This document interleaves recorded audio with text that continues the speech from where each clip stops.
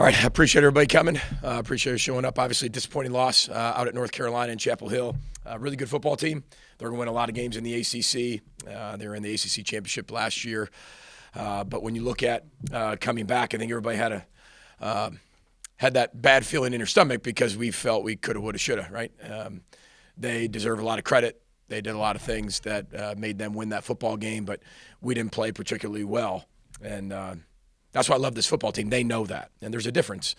And it was a mixture of both. I mean, you got to give them credit, but there's a lot of things that we could have done way better to make it a better football game on our end, and all you had to do was execute. And I think our players saw that on film, and that's what's really hopeful. Sounds like coach speak, but you go back as a coach and you sit there and go, is it scheme? Is it players?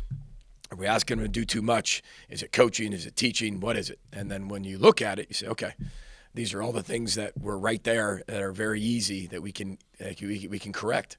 And that's why I told you we can be a really good football team. But there's this inexperience that needs to continue to be developed. And that's when you have inexperienced players at really key positions, that's what at times you're going to have. And that's not what anybody wants, but everybody has their warts. Everybody has something that you have to be able to grow and develop in. And whether that's injuries or whether that's youth or whether that's an experience, whether that's a full young team. You know, Mac Brown talked about them being an older team. That was an older team versus a team that had some inexperience at some key positions, which were exposed and were saw when you play a top 20 team. So nobody has their head down. Our guys were in yesterday. I mean, they were ready to roll. Had a great day of practice. Had a great day of meetings. And, look forward to finding a way to be 1-0 this week. So with that, open up for questions. PJ, when you look at kind of the lack of explosive plays, you talk about execution needing to improve. What other things do you feel like contribute to that? Execution sounds like a really cheap answer back to you, but it's truly just throwing it to the open guy. And it's, we're that close. If you go back and watch the film, we're a foot off on most throws. It's a little bit behind them. I can have 4 or 5 of those. We miss a read, which is an explosive play. We were off by about a foot on another explosive throw. And these are the small increments that cost you a game versus a top 20 team. It costs you the explosive plays. We're not far off, but it's not easy to win, and it's not easy to score points against really good defenses. We've played 2 Power 5 teams with good defenses. And I'm not saying that it's not correctable, because it is, but this is part of the journey and the process of playing some young players at some very young positions. Darius Taylor's a really good player. I think I've stated the obvious. Was it announced? Yes. I mean, Big Ten Freshman of the Week twice in 3 games. He's very good, but if you analyze his runs, there are so many things that he can do so much better. But you see the 138 or you see the 193, so you're like, okay, he's fine. No, he's got to develop just like everybody else. And we can be even better in the run game if we would do just X, Y, and Z. We're that close there. Well, as a quarterback, as Ethan stated in his press conference, he's got no problem taking accountability. But he's, his 8th game total and first year being a starter? I mean, if you expected that to come out like Joe Montana all of a sudden just because, you got to go through the failing. There's a step of being a developmental program. You cannot skip failing. And I'm talking about game time failing. I'm not talking about spring ball practice 4 failing. I'm not talking about, spring game failing. I'm talking about live game rep failing. It's the only way you grow. And as a developmental program, I choose to go through that. Some people don't choose that. That's okay. That's not right or wrong. I choose to run this program through a developmental program way, and you're going to have those. I said that at the beginning of the year. I said that in January to all of you. We have really good experience, and then we have inexperience. What does inexperience breed? There's going to be a lot of ups and downs. There's going to be some failings, right? How high and how drastically down those are, that's up to us. But to answer your question, Andy, we're that close. I mean, I was told a long time ago, though, as a player, in the NFL, the best advice when I was a rookie, they came in and said, hey, man, if you're close, you get cut, almost get you fired. I was like, wow, thanks. Have a great day. That was the best advice. But that's the margin for error. If we connect on a few of those, it's a different game, but we didn't. Why didn't we? And that's what we go back and analyze. And when I say developmental, there's three things that go into that. One, you constantly tell somebody what they're proud of, right? What they should be proud of, because that's the past. Like, look at all the things you've done to get to this point. So when you're developing someone, whether it's a player, a kid, a family member, a friend, you got to tell them what you're proud of them for already. What have they done, right? The second thing is you got to tell them what they're grateful for right now. Like today, be grateful for getting better. Like you get to be coached today. You're coachable, right? Meaning you're taking that teaching and you're going to apply it for the future. So the gratefulness is about now. And then the last part's about the excited part for the future. You're taking that coachability and you're saying, man, I can be that. And that's what's so exciting. That's development. So when somebody sits there and says, well, you talk about developmental program, what are you talking about? To me, those are the three things that go into a developmental program, go into developing a player. And that's what we're doing with all of our young people right now. And I always say the word kids, and some people say, coach, they're not kids. They're still kids. They're somebody's kid, right? They're someone's kid, right? They'll always be somebody's kid when they're 70-some years old, right? I mean, you know, you're all somebody's kid, you know, and especially 18 to 22 years old. So as we're developing them, we're that close. And I know I probably just answered a lot of your questions within one answer. It's more of an opening statement, Andy, but you opened the can of worms. But that's what I mean when I say that. I mean, you have to be able to go through those. You got to be proud, you got to be grateful, and you got to give them the excitement to look forward to. And it's constantly happening around you. So again, we got a lot of work to do, and that's what's really exciting for the future. We're a 2-1 football team. We're 0-0 back to this week and playing another conference opponent. What type of growth have you noticed from Jack Anderson as he's gained some experience in the system here? He's a really good player. He's a lot of fun. You talk about a young man who loves football. You know, we brought him in, and the reason why we brought him in, and he's from Southeast Louisiana, and the reason why we brought him in was we just loved how he played football. He loved football. You got to keep bringing people in that love football. It's getting harder and harder, right? With if you listen to just things on the outside to love anything. It's always a reason why not to love it, to not be excited, right? To not be joyful. Everybody's going to give you a reason not to love football. I mean, it's hard to get people to love football because it is so hard. He loves it. And as we keep developing players and bringing players in, that's what we're going to look for. But he has gotten better in his coverage. He's gotten better in his striking. He's gotten way better at just understanding his role in the system. It's a little more complex from where he came from. And he struggled with that a little bit in the spring. But you can see the growth mentally, physically, emotionally. I mean, that young man's always got a smile on his face. And if you put any gumbo in front of him, it's like a massive smile. Now he's figured out, I think, the one place that has really good gumbo in the Twin Cities, probably different than Louisiana, but the jambalaya, the gumbo, I mean, he loves all that stuff. So I think he's adapting a little bit to our version of it. Yeah, this probably goes back to something you talked about before, but Sure, I'll repeat myself, Dave. Don't worry. oh, good. I'm ready for you.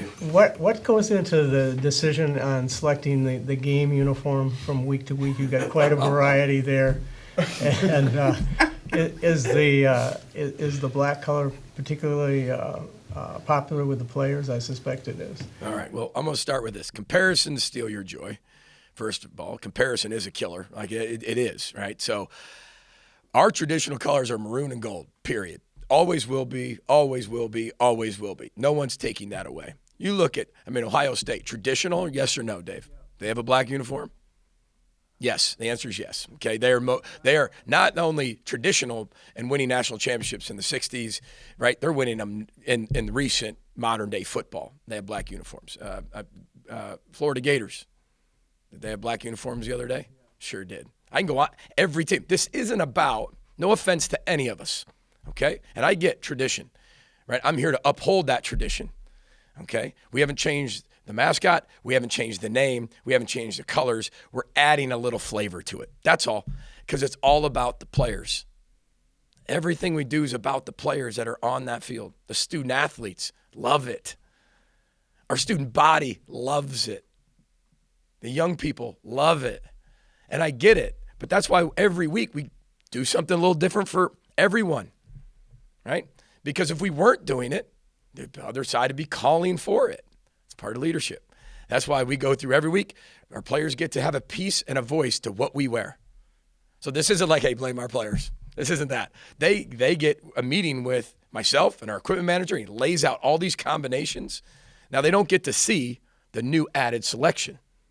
They didn't get to see the black uniforms. I think they had a feeling they were coming because we might have given them a little bit of an appetizer about it in the offseason. But they get to pick the combinations. And again, having your team, I have a leadership council, I have a board of directors within our team, that our players have a massive voice within these walls. And I want them to feel really good about what they do, how they look, how they present themselves on the field, off the field, in their uniforms. And it's something that they wanted. And I don't think there was, one email from our players that said, I didn't like those. And that's with no disrespect to our fans. We have the best fans. And we have the best supporters. I had a lot of emails about it, and I feel it. I appreciate that. But I also got just as many, if not more, about how much people like them. But again, it's about the student athletes. Everything we do is about the student athletes, so we can connect our past to our present and then connect it into the future of future Gophers. And I think our recruits really like them too. So with all due respect, that's what we're looking at. I'm involved in that. I mean, I like that type of stuff too. So that's just part of our program. But thank you for asking. Well, I've been asked about it. Oh, you have? I'm sure you have. I have too. Have I missed anything with Penn State? I gave you examples of the ones that I knew who have. You can find ones who definitely probably haven't. But I think that's just part of the 2023 is alternate uniforms. You can go on Madden, right? And I don't play Madden, but you can go on Madden and create all new uniforms for traditional NFL teams, right? You can go create uniforms and make combinations and bring back all those types of things. And so, I mean, I'd love to have a new uniform every single week that would fulfill every single one of our fans' fantasies about what we should wear. I would. You want us to go back to the 1960s? Throw some uniforms at us, find somebody to donate them, boom, we'll put them on our guys. As long as they're passed by Nike and Nike creates them, whatever it is, we'll put them on them. I'm with you. I'd love to be able to do it every single week. I love that part. I can't believe this is great, though. I'm just going to keep talking because what it's doing to all of you is like, all right, wait, can we get to the next question? Dave, I'd like to talk more about uniforms, actually. So to the cleats, they're specifically – I'm just kidding. Anyway. But listen, I hear you. I hear the emails. I see the emails. But I thought they looked tremendous the other night under the lights. I did. And I thought our players loved them. And that's what matters to me. Not that our fans' voice doesn't. It matters. And we'll be back to some traditional colors all throughout the year. Looking ahead toward Northwestern, A.J. Henning is kind of their X factor. Yeah. He runs out of the shotgun. He catches passes, returns punts, returns kickoffs. Yeah. Michigan bred. Yeah. We're kind of challenged as a multi-dimensional. He produces a huge challenge. He's one of the most dynamic players in the Big Ten. He is, and they use him in all facets of what they do offensively, special teams. I mean, they're going to do everything they can to get the ball in his hands as many times as they can get it. Whether they got to snap it to him, they got to punt it to him, they got to throw it to him, they got to hand it to him. And that's the sign of a really good player. You get the ball in his hands, and he produces a lot of challenges for us this week, and that's what today's all about. Getting into that film as we were last night, and finding ways to be able to control him. How would you assess Brevin's first 3 games, and how do you get him going? I think he's been okay. I think he'd tell you the same thing. It's not about just getting him going; it's about just getting him to play better. In all areas of his game. I think he's played really well at times, and then times he hasn't played so well. It's just a consistency, and that's the whole thing with this football team is just getting everybody consistent. And that's especially offensively. Consistency is the key. There's things that we're doing that you game plan. You're like, can we do this? Absolutely, we can do this. We wouldn't put anything on the field that we feel like they couldn't do. But then the data shows you what we can and cannot do, and then you can figure out why you can't do it. And then if there's a way you can correct it, you keep it in and you keep it going. If there's a way you can't correct it, you throw it out. But I think he's been okay, and I think he'd tell you the same thing. I think he wants to be able to play better, and that's the expectation when you become a really good player on our football team, is to play better. And prepare, perform, go out there, be the best you can be. But there's been a lot of things he's done that has been really good. And then some things that, we got to be able to get better at. Can you talk about the growth or the evolution you've seen from Kyler Baugh from last year to this year and just the steps he's taken with the new defensive line coach? Yeah, he's a great example of new, right? Anything new. And again, everybody can do it at different levels. I think last year he was just learning the system. I think now he's been able to, in his own mind, master the system. He knows his role within the system. He knows his ability. Playing up from where he came from is a challenge for some people. They play at that level and they get up to this level and you're skipping steps. There's a lot of group of five that you're skipping to get to a Power 5 team when you are coming from an FCS school. That can be really difficult. That can be a huge jump for a lot of people. And I think last year he kind of went in between that. I think he was really good at times and then sometimes inconsistent. Really good at times, really inconsistent. This year, you can see the confidence growing and growing. Again, goes back to that development piece of the stages, and he's been able to do that really well. He's one of the hardest workers, one of the best players on our team. There's no coincidence of that. But you can see that he knows he can play at this level, and he has confidence that he can play at this level. He's not finding out if he can do it, and I think that's one thing that you see with him, and he's been able to dominate up front and dominate his role. Take one or two more. After looking at the film, what did you feel about your offensive line split? I thought they played tremendous. I thought if you go back and you just watch the run game, I thought we controlled the line of scrimmage. I thought that, which was great for me to see because you didn't do it in one game. And you didn't get enough data. There wasn't enough data in game one, but you didn't in the data that you had. Game two, you did, but it was a different opponent. And then you play a top 20 team and you did, right? And so I felt really good about where we are coming out of that game. And again, you're finding out your football team as you go through and play. NFL teams are finding out about it. Top 25 teams are finding out about it. Alabama's finding out about their team. Everybody's finding out about their team, and you're getting more data as you go. The goal of every team is just keep getting better. Just keep getting better every week. I know it sounds cliche, it sounds corny, it's coach speak, but that's what this whole program's designed on. And if you go back and you look at our data, usually the beginning of the year, we're getting better as the games go on. We're getting better towards the end of the year. That's what we preach. That's what we coach. That's what we teach. That's how we train to just keep getting better. Keep changing your best. Keep rowing the boat, right? And use failing as growth. And we already talked about the development piece of that. So continuous development, period. And we'll do everything we can to keep that going, especially up front, because we got a lot of room for improvement. But again, as you go back, same thing as we talked about, there's a lot of meat left on the bone in the run game. There's a true freshman back there running. He's very talented, but he's got a lot to learn. We have an inexperienced quarterback. He's got a lot to learn. There's been some times he's done some amazing things that you all see why that hope is there, that coachability is there, that want to is there, right? And then there's some times you're like, okay, this is why he's young.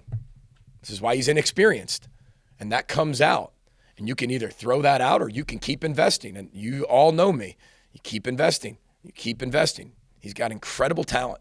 And he's an amazing young man. And he's learning how to be able to do it all. And I know we want it done faster. And so does he. And he knows. That's why in his press conference, I even had to talk about his press conferences. I didn't talk to him prior to that. I mean, that's the type of kid he is. He cares so much about leading this football team. And I love that about him. We can work with that. And, he'll get better as the year goes on. And you can see we're not, didn't throw that. We're not throwing it again. Nope. I've done that before. I mean, I think you can all say that. We're committed to the strength and changing how we do things. Not just to do it because it's best for this football team. We're committed to doing it. Finish with Mike Graham. Offensively, Northwestern, what do you see from them? Well, we just got going last night on it. So, I think, they've got weapons and they know how to be able to put him in position. And, number one's a dynamic player and they're going to do everything they can to put the ball in his hands.